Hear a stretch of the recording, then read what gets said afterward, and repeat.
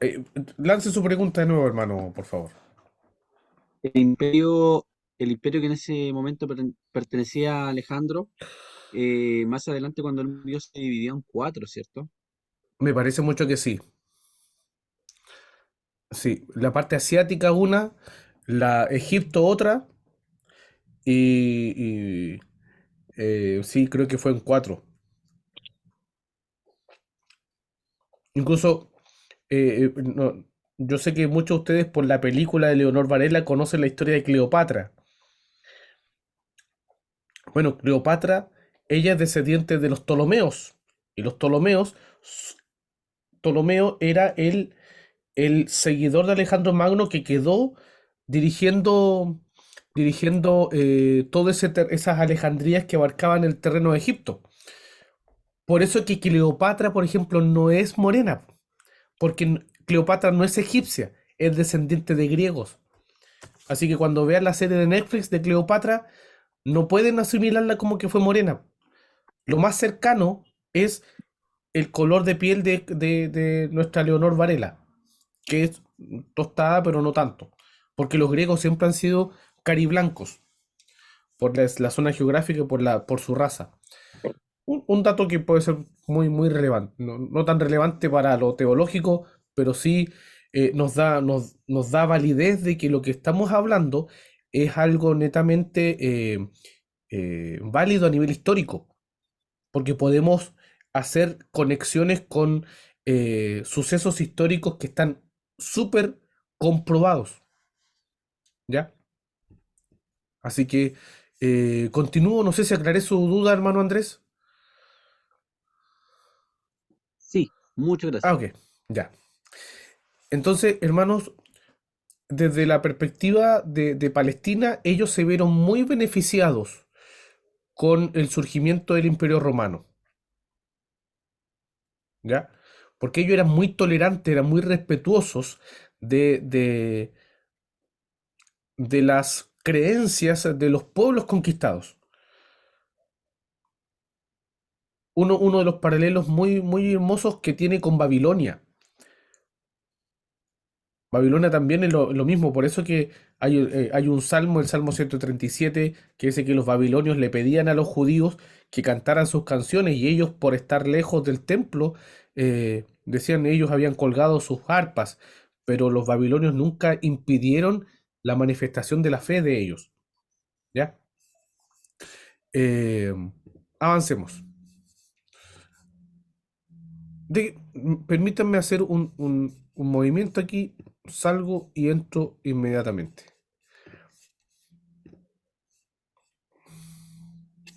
Ya. Eh, Aquí tenemos, por ejemplo,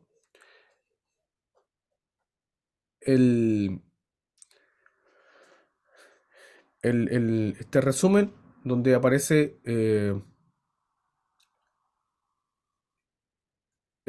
Julio César, que es uno de los principales emperadores. De hecho, es tan importante él que todos los emperadores romanos van a tener el título de César, ¿ya? Eh, y en todo este momento del año 48, 44, aquí es asesinado César y viene un triunvirato. Marco Antonio, que era un seguidor de César, Octavio, que era sucesor de César, y Lépido. Ya, Marco Antonio, el que ha visto el que ha visto la película de Cleopatra, sabe que este Marco Antonio es el mismo que tiene una relación amorosa con Cleopatra, luego de haber tenido una relación con César. ¿Ya? Luego aquí vienen los republicanos, porque la república es un concepto romano. Romano viene de, o sea, república viene del latín res publica, que es cosa pública. Todas las cosas se hacían a vista y paciencia de todos los ciudadanos. Eso era una república. La democracia es una herencia griega. La república es un sistema de gobierno heredado de los romanos. ¿Ya? Octavio recibe el título en el año 27 a.C., el título de Augusto. Y con Octavio incluso se, se le, se le, cons- se le conoce como el siglo de oro. ¿Por qué? Porque fueron 100 años a raíz de él, 100 años de paz y en este tiempo, hermanos, era muy importante tener paz militar, porque los recursos, al no invertirse en la guerra, se invertían en el pueblo. Había un desarrollo de caminos, porque los mismos soldados que antes salían a la guerra ahora están disponibles para hacer caminos, están disponibles para, al menos para trabajar la tierra, están disponibles para, incluso pueden hacer familia, lo que es bueno para un país en ese tiempo, porque eso generaba descendencia de varones que podían estar aptos para la guerra. Esos mismos varones pueden ir anticipando de ir fortaleciendo las murallas de una ciudad para que, eh, para que ante cualquier tipo de invasión no las pérdidas sean las menos posibles. Entonces, era muy bueno cuando un pueblo en el tiempo antiguo no tenía guerra. Hasta económicamente era positivo, ¿ya? Y luego de eso, Augusto, que es el mismo Octavio, toma el título de sumo pontífice. ¿Le suena este nombre sumo pontífice? Es un título que hoy día tiene el Papa. ¿Usted sabe lo que significa sumo pontífice derivado del latín? Sumo sacerdote, intercesor. Entonces, cuando el Papa se dice sumo pontífice o le adjudican el título de sumo pontífice, le están diciendo que él es el intermediario entre la humanidad y Dios. Y eso es una blasfemia, po, porque el cristiano, incluso ellos se autodenominan cristianos, pero en estricto rigor, la Biblia dice, hay un solo mediador entre Dios y los hombres, Jesucristo hecho hombre. Entonces, este tema es bastante, nos ayuda a clarificar varias cosas que a veces uno ve que pasan desapercibidas.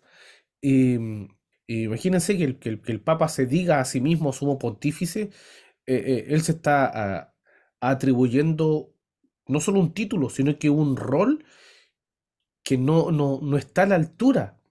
Porque por algo que nosotros, hebreos, nos estimula, que decir, a orar con tranquilidad porque tenemos el mejor intercesor delante del Padre.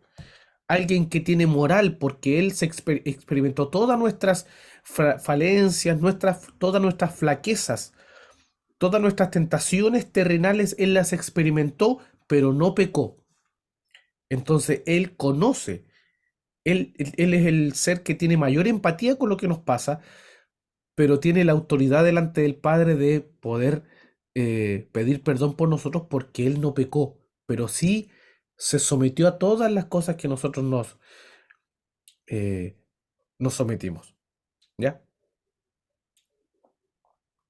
Entonces, este ciclo hasta ser nombrado Augusto como padre de la patria, eh, es una denominación, son signos de la buena influencia que tenía Roma en ese tiempo. O sea, aquí ya Roma está dominando la esfera política, militar y social de estas regiones.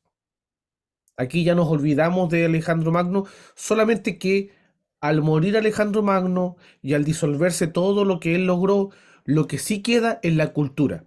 Por eso que a nivel de conceptos en los ramos de historia, no se enseña la cultura griega y romana por separado, sino que se habla de la cultura greco-romana. las dos culturas están casi fusionadas.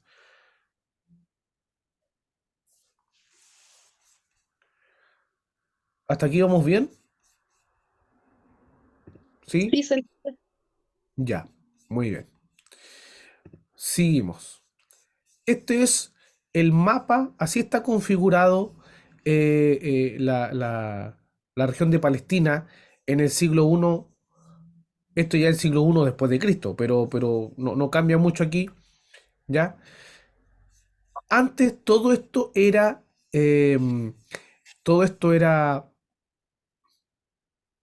Israel, en el tiempo de Saúl, David, Salomón. Todo esto era desde Galilea hasta acá donde dice Masada. Todo esto era Israel. Y este terreno estaba dividido por las 12 tribus, ¿ya? Pero obviamente, después de la muerte de Salomón, esto tuvo una división, en donde queda prácticamente aquí, ni siquiera todo lo que se ve en verde oscuro, sino que aquí se marca una línea y de ahí para arriba hasta las 10 tribus del norte y desde Jerusalén hasta acá el límite de lo verde oscuro está el, el, el reino del sur, que se fueron Judá y Benjamín, ¿ya? Entonces, si se dan cuenta acá, por ejemplo, está Caná de Galilea, Nazaret, Naim, de donde era una viuda, está Capernaum, que en realidad en hebreo se debería leer Cafarnaum, que es la tierra de Nahum, que es la tierra del profeta Nahum, ¿ya? Eso significa Capernaum, la tierra de Nahum. Aquí está Samaria, que era la capital del reino del norte. Ahí está Sirac, Efraín, Jericó. Aquí está Jerusalén, Belén, Betania, Emaús, Jope. ¿Qué persona era de Jope? ¿Se acuerdan el libro de los Hechos? ¿Qué personaje era de Jope?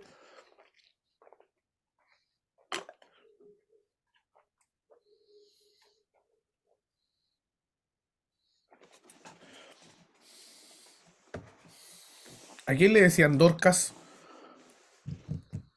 ¿Cuál era otro nombre de Tabita. Dorcas? Tabita. Tabita. Tabita era de Jope. Aquí está Cesarea.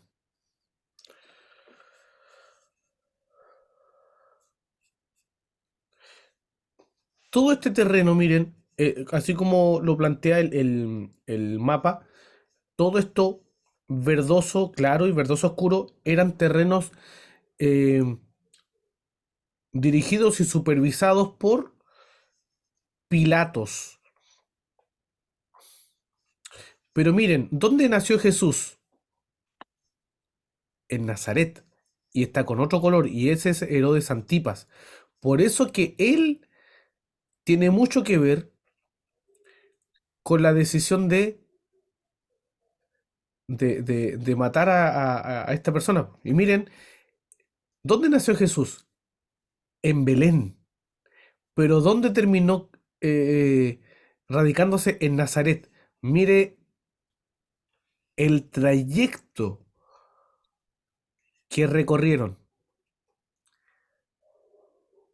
Porque solamente esa distancia que está ahí, para este mapa, son 30 kilómetros. Probablemente de Belén hasta acá al límite hay 30 kilómetros. Probablemente ellos recorrieron más de 60 o 70 kilómetros escapando. Imagínense después de eso escaparon a Egipto. Mire todo lo que tuvo que suceder para resguardar la vida del niño Jesús. ¿Ya? Entonces no fue una distancia corta, no es como de Belén a Jerusalén. No, de Belén a Nazaret. Escapando de las influencias de Herodes. Por- ¿se recuerdan por qué Jesús tuvo que, quien, ¿Por qué Jesús tuvo que escapar de su tierra? Porque buscaban para matar a todos los niños menores de 1 año. ¿Quién dio ese dictamen? Herodes, Herodes. ¿Quién le dijo? ¿Por qué quería matar a todos los niños? porque sabía que había otro rey, que había nacido un rey, algo así. ¿Sí? ¿Quién le dijo que iba a nacer un rey? Los reyes magos, Los Reyes Magos. Que en realidad no eran ni reyes ni eran magos. Eran gente de influencia que se dedicaban a la astronomía. Entonces ellos estudiando las estrellas, dice la Biblia, que se encontraron con una estrella inusual. Y Ya. al estudiar se dieron cuenta que había una profecía asociada y toda esa luminaria en el cielo apuntaba hacia Belén. Y Jesús nació en Belén, pero no es oriundo, no se crió en Belén. Entonces prácticamente Jesús sí por derecho propio podía nacer en Belén porque su madre era oriunda de Belén. Su papá era de Nazaret. Por eso es que se radican en Nazaret. Recuerde que todavía había un sistema patriarcal. La mujer debía irse a vivir al lugar del esposo. Hoy día culturalmente donde pillen casa nomás, pues, donde el trabajo mande o donde quieran o donde puedan. Hoy día ya no hay limitaciones tan culturales, es lo que tocó nomás. Si toca vivir al alero de la suegra, al alero de la suegra se vive, ¿no? Hasta donde se pueda. ¿Se dan cuenta? Hay causas culturales que a veces nos cuesta entender. ¿Por qué? Porque vivimos en otra cultura, ¿ya? Pero aquí era una forma de honrar los principios divinos, que sí, ya, la mujer se desposa y se desposa de esta manera, se va a vivir con el esposo, y lo que a veces yo medito y digo, ay Señor, estoy debajo de lo que tendría que ser si también el Señor hubiese puesto la regla de la cultura. Porque primero había un compromiso del desposarse. ¿Se acuerda que José desposa a María? Tienen una ceremonia ahí. Y después José se va. ¿Por qué? Porque él tiene que ir a preparar un lugar. Culturalmente el hombre hace como el acuerdo de querer casarse con una mujer, pero después tiene que ir a preparar una casa. Y cuando la casa esté lista, vuelve a decir, a ¿sabe qué, mostrarlo. suegro, estimado caballero? Estoy en condiciones de recibir a mi doncella. ¿Listo? Aquí hacemos toda la transacción y listo. Ahora concreto que ella es mi esposa. Me la llevo a la casa. ¿Le parece conocido de cómo hacer la segunda venida de Cristo? Porque Jesús vino, pagó precio de sangre, hizo un compromiso no solamente con Israel, sino que a través de Israel con todos. Pero después dice, yo voy pues a preparar lugar, le dijo a los discípulos, para que donde yo esté, vosotros también estéis. Entonces, ¿qué estamos haciendo nosotros? Esperando la venida del esposo, que también se grafica en la parábola de las 10 vírgenes. ¿Por qué el esposo tiene que irse y vuelve? Porque esa era la usanza del matrimonio en el tiempo antiguo. Entonces, esas cosas culturales también esconden principios bíblicos hermosos, si se da cuenta. ¿Ya? Avancemos. Vamos a hablar un poquito eh, de la dominación romana. Dice, en el año 63 a.C., Pompeyo conquista Jerusalén, que es uno de los líderes romanos. Y Roma procura conservar las costumbres locales. Mire lo que esto es algo que va a favorecer la espiritualidad judía y la cultura judía, porque Roma no viene a cambiar las cosas, sino que viene solamente a dominar en lo que les interesa dominar, que es en lo político, en lo territorial. El resto Las culturas ven lo que hacen, mientras no nos afecta a nosotros, no hay problema. Se reserva la política exterior, controla la moneda y los caminos, y exige un tributo elevado.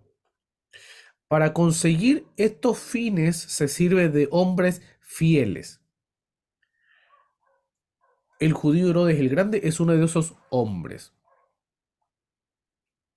De aquí está también el Mateo, el que ya pasó a ser apóstol de Jesús.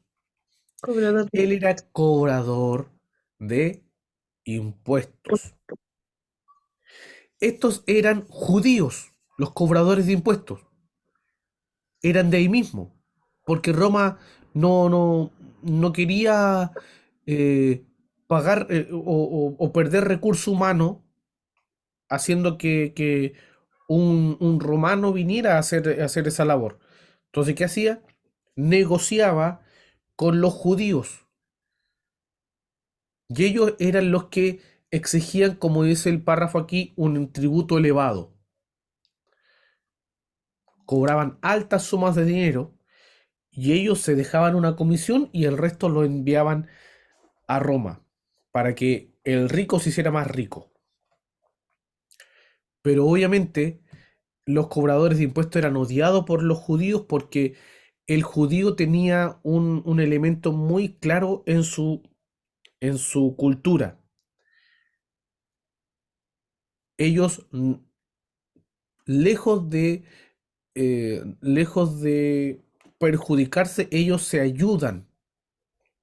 Entonces el cobrador de impuestos violaba totalmente ese principio, porque todo lo que hacía era en contra del judío, en contra de su hermano. Por eso es que los cobradores de impuestos siempre tuvieron una connotación negativa, porque eran considerados traidores, de esa gente que se vende por cualquier dinero y transgrede sus principios. ¿Ya? Y el otro aspecto relevante sobre, sobre, sobre la dominación romana es cuando vemos a Jesús eh, en esta dinámica de decidir si es que se iba a la cruz o no. Ninguna autoridad romana se atrevió a encontrar eh, falta en él, porque Jesús no había cometido ningún delito civil. Según la justicia romana, él era inocente de todo. Pero como Poncio Pilato era el representante del emperador romano en la provincia de Judea, él actuó de una manera incluso no solamente inflexible y despiadada, sino que totalmente insensible, porque él sabía que ese hombre era inocente, pero él tomó un camino en el cual ni siquiera él iba a decidir. Por eso que el concepto de lavarse las manos en señal de decir yo me libero de toda culpa viene precisamente de aquí. Él se lava las manos en un cubículo, dando a entender, yo aquí me libero de toda culpa. Ustedes van a decidir, porque una vez al año ustedes deciden a la Pascua quién muere y quién vive. Ya, estamos cercanos a la Pascua, aprovechemos esta instancia, venga Barrabás y comparémoslos con este judío que ustedes quieren matar. A ver, y ahí aparece que todos quieren crucificar a Jesús y queda libre Barrabás. Por lo tanto, en ese tipo de cosas vemos también la dominación romana, porque ellos fueron principalmente los que actuaron como los sicarios de Jesús prácticamente. Mataron a Jesús, pero obviamente obedeciendo órdenes, ¿ya? Aquí hay ordenamiento, aquí un organigrama. Este es Herodes el Grande, que entre el 37 a.C. y el 4 a.C. dominaba toda Palestina. Bajo él estaban estas tres personas que Arquelao gobernaba Judea y Samaria, Herodes Antipas, Galilea y Perea, y Filipo otra región. Y después de Arquelao, que esta es la región que nos interesa, Judea y Samaria, principalmente Judea, este hombre, em, estos hombres son sustituidos por los procuradores romanos, que eran personas que principalmente eran administradores económicos, administraban la economía de la región donde estaba dominando Roma, y luego de eso empezaron a tener ya más roles más administrativos y políticos. Y por eso que a Poncio Pilato se le denomina procurador romano, pero él prácticamente era un gobernador. Y así fue mutando ese nombre, ese título que tenía Poncio Pilato. Ahora veamos la situación económica. No será posible un cuadro económico completo de una ciudad del Antiguo Oriente sin conocer sus profesiones, su comercio y el movimiento religioso turístico de extranjeros. ¿Ya? Aquí vamos a ir viendo algunas profesiones, las principales, las más destacadas. La profesión, el primero son los artesanos, el artesanado. ¿Ya? Incluso las profesiones no eran como en este tiempo que uno va a estudiar a unas instancias formales, a academias. En el tiempo judío, las profesiones se heredaban. Hijo de minero tiene que ser minero. Hijo de carpintero tiene que ser carpintero. Hijo de pescador debe ser pescador.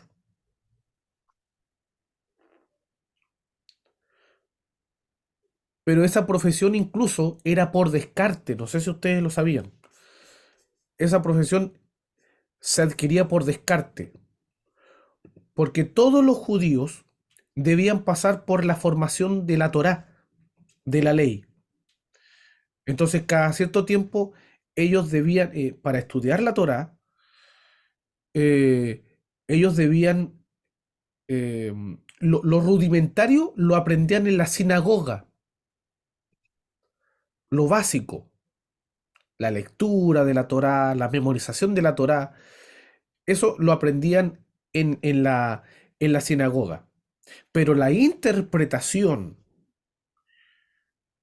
y constituirse un maestro de la ley, así como un doctor en teología, dicho en palabras actuales, para eso ellos debían renunciar a toda su vida e ir a vivir, e irse a vivir con un maestro de la ley,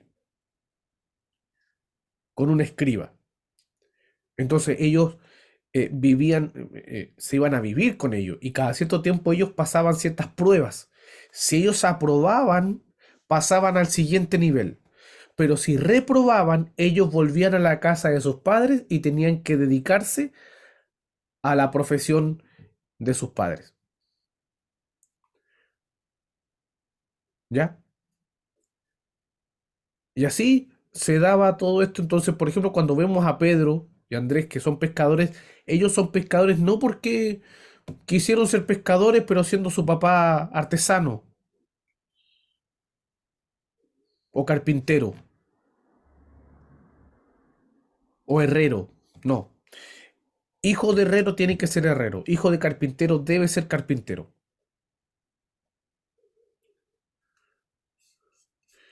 Incluso imagínense acá.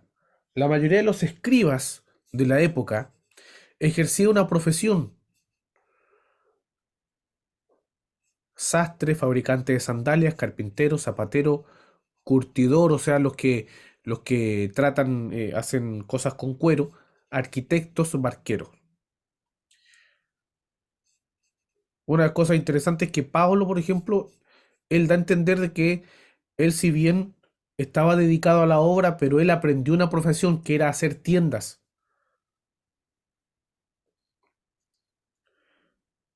Él hacía tiendas o tejía tapices o telas para tiendas. Entonces, cuando dice en el libro de Filipenses, hermano, yo he aprendido a hacer de todo. Yo sé vivir en escasez y en abundancia. Y le dice a la iglesia de Filipo, los filipenses, que fueron la iglesia más dadivosa a favor de Pablo. Y Pablo le dice, hermano, yo agradezco sus ofrendas, pero créanme que yo no le hablo las cosas que les hablo porque ustedes me den una ofrenda suculenta, porque yo no dependo de esta ofrenda. El Señor, y ahí viene el versículo, todo lo puedo en Cristo que me fortalece. No es un texto de autoayuda. Él dice, el Señor me enseñó a vivir en toda clase de circunstancias. Yo no reniego de Dios cuando tengo poco, ni tampoco me olvido de Dios cuando tengo mucho. Porque como dijo en el libro de los Hechos, mire, si ustedes no me sustentan, yo tengo mis manitos aquí. Incluso hasta el día de hoy hay personas que dicen, ¿saben qué? Si no me respetan a mí, yo tengo mis manos buenas, tengo mis pulmones buenos, mis piernas buenas, puedo trabajar en cualquier cosa.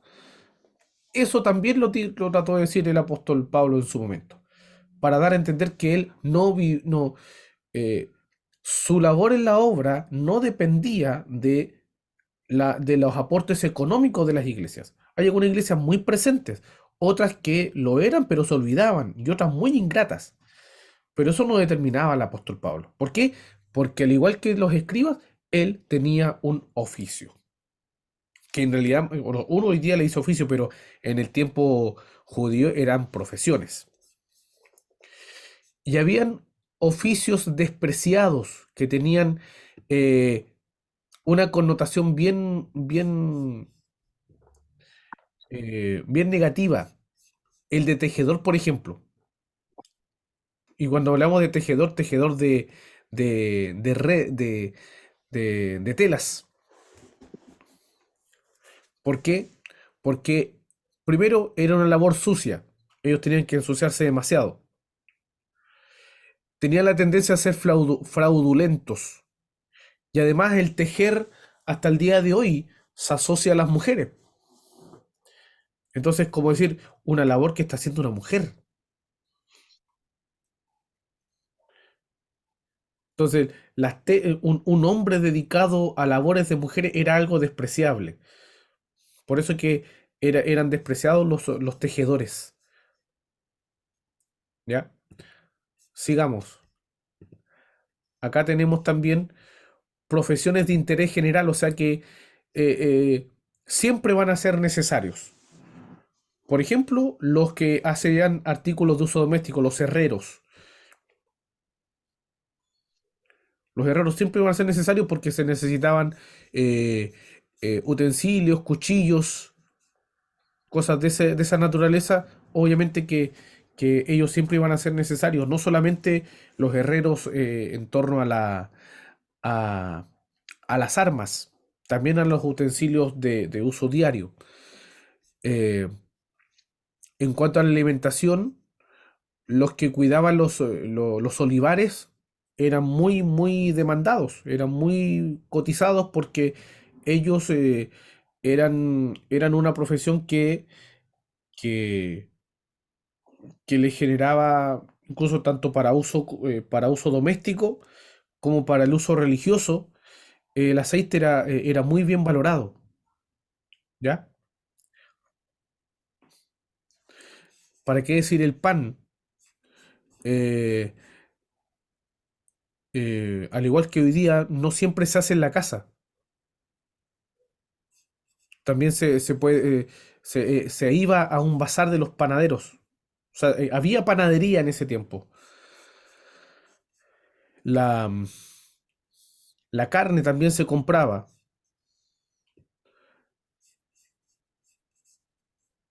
eh, los huevos, el queso, em, el agua. Incluso en el libro de Marcos, capítulo 14 verso 13. Ese es un versículo bien especial, hermano, porque eh, uno ve, por ejemplo, ahí entre paréntesis está el versículo. Jesús les dice, vayan a la ciudad y se van a encontrar con un hombre que lleva un cántaro de agua. Pero culturalmente, ¿quiénes iban a buscar agua? ¿Los hombres o las mujeres? Las mujeres. Muchas gracias. Las mujeres. Consulta, ¿qué hace un hombre yendo a buscar agua?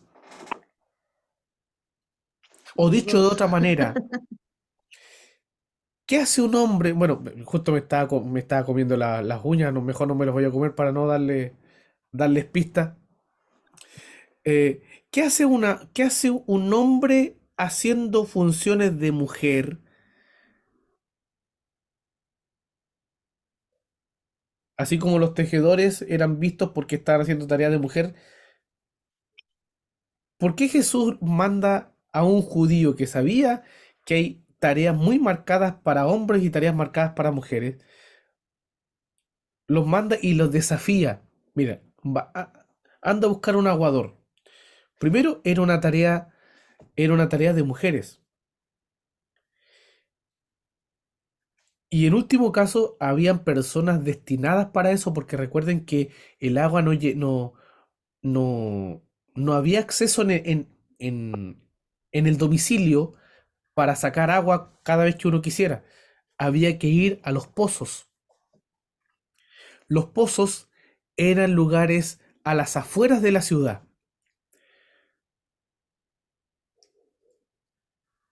Y los aguadores eran los que se encargaban de abastecer de agua al pueblo.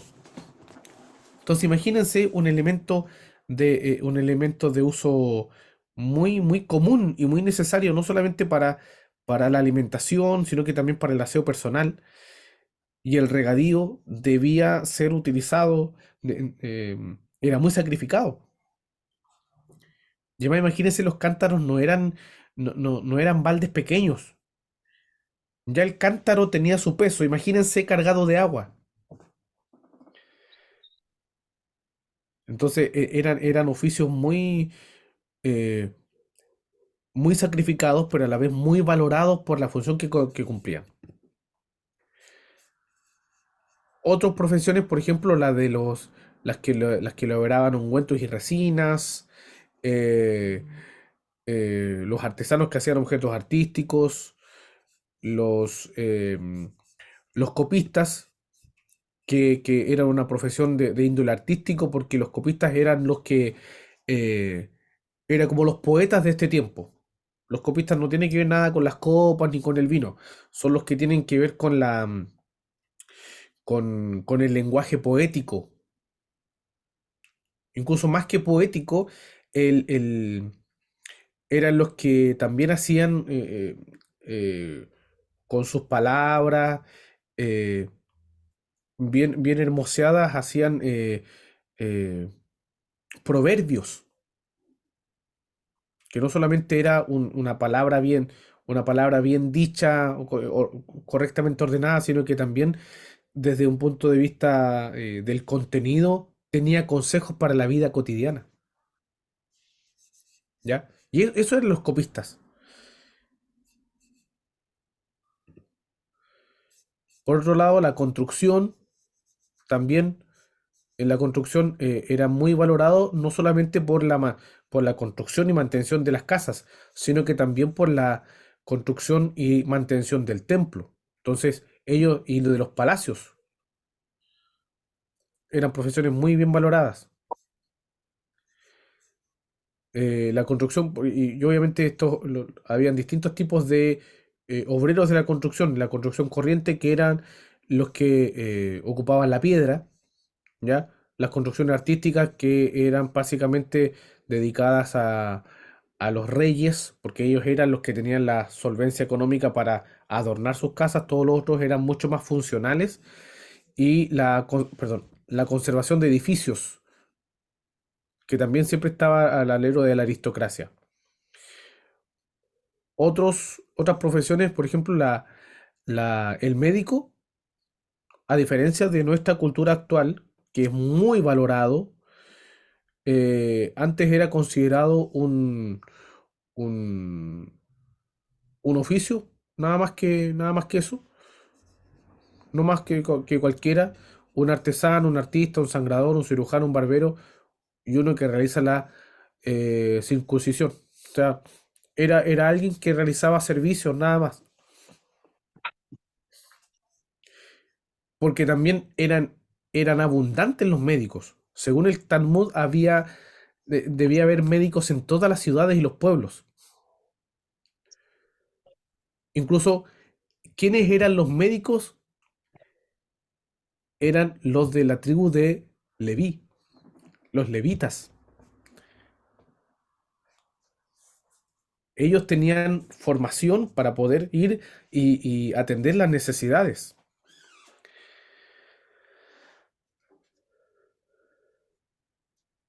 ¿Ya?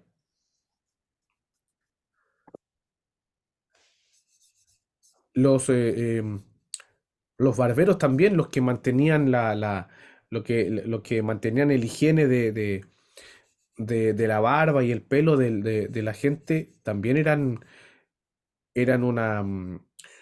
un, un rol muy valorado a nivel de la aristocracia. En conclusión, las principales actividades de Jerusalén eran la artesanía artística, la construcción monumental, o sea, construcciones de altas dimensiones, la construcción ordinaria, que estamos hablando de las casas que se habitaban por el pueblo, la industria textil y la elaboración del aceite. Eso era la principal carta económica que tenía Jerusalén para intercambiar el comercio a nivel comercial con otras culturas. Y aquí nosotros tenemos que también analizar cuáles eran las profesiones que estaban relacionadas con el templo. Aquí ya nos volcamos a algo un poquito más eh, eh, vinculado a todo lo religioso, ¿ya? Los canteros, por ejemplo, los que tenían que extraer principalmente su material de las canteras. ¿Sabes lo que eran los canteros? Las canteras, ¿les suena les suena los muladares? Los lugares donde llegan los desechos. ¿Como alcantarillado ahora o no? Podríamos decir alcantarillado, sí. Puede ser basura de las casas o material del cuerpo, Desechos. desechos del cuerpo. Eso más voy a decir. ¿Ya? Eran necesarios dentro del contexto del templo. Alguien tenía que estar limpiando los alcantarillados del templo, porque había gente sirviendo y también hacían lo que hacían todos, po. Los escultores, si bien el pueblo judío no tenía imágenes, pero con el correr del tiempo ellos comenzaron a mutarse con culturas y comenzaron a tener imágenes talladas en piedra, comenzaron a tener cuadros de ciertas imágenes que todo eso incluso hasta lo heredó la Iglesia Católica. Nosotros a lo más, de repente tenemos alguna imagen de una cruz vacía, porque la cruz para nosotros es un elemento central de nuestra fe. Pero nuestra fe, al igual que la de los judíos, no tiene que ver con imágenes, ¿ya? Sin embargo, los escultores tenían que darle diseño a las grandes construcciones que tenían en el templo. Los carpinteros también, no solamente los que trabajaban la piedra, también los que trabajaban principalmente la madera. Ellos también estaban al alero de la construcción del templo, los plateros, los orfebres, los fundidores de bronce. Los orfebres eran los que hacían las joyas, ¿ya? Porque si hay algo que tenía muchos detalles y detalles que no necesariamente tenían que ver con cosas azarosas, así que estaban por si acaso, era el templo. Hay cosas que tenían su simbolismo. Y para ello habían personas que tenían que ir renovándolas, eh, el atuendo del sumo sacerdote, las cosas que colgaban de,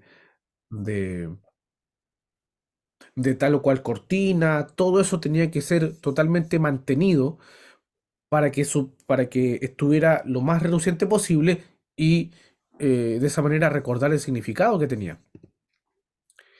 En el culto, los artesanos entre los artesanos que proveían a las necesidades del culto se debe mencionar en primer lugar los que preparaban los panes de la proposición.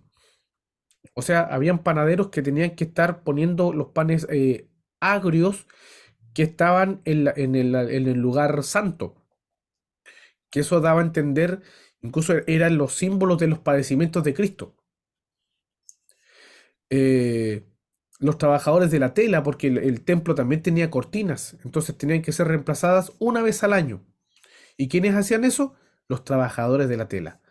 Los orfebres, los que hacían las joyas, los maestros fontaneros, los que eran responsables de que llegara el agua al templo, los médicos, los encargados de curar a los sacerdotes cuando se herían al desarrollar sus funciones. Por ejemplo, eh, un, un- un sacerdote podía quemarse en el altar y ahí es donde iba el médico y curaba sus heridas. Podía, afilando el cuchillo para matar al animal, podía él cortarse, ¿ya? Eh, entonces, por ejemplo, otra función que era importante y muy valorada en el culto era el barbero, que si bien participaba de una manera muy poco usual en el voto nazareo, porque aquí debería ser nazareo, no nazireo, nazareo, recuerde que lo nazareo era un voto en donde ellos eh, prometían no cortarse el pelo, el voto que hizo Sansón, el voto que hizo Jesús y el voto que hicieron algunos como una señal de ser apartados para el Señor. Entonces, no corrían navaja por su cabeza, eso eran los nazareos, pero sí ellos corrían navaja cuando alguien se curaba de lepra porque debía ser analizado hasta los lugares que eran cubiertos por los vellos del cuerpo, para ver si es que había alguna señal de lepra. Y debían ser validados ni siquiera por los médicos, sino que por el sacerdote.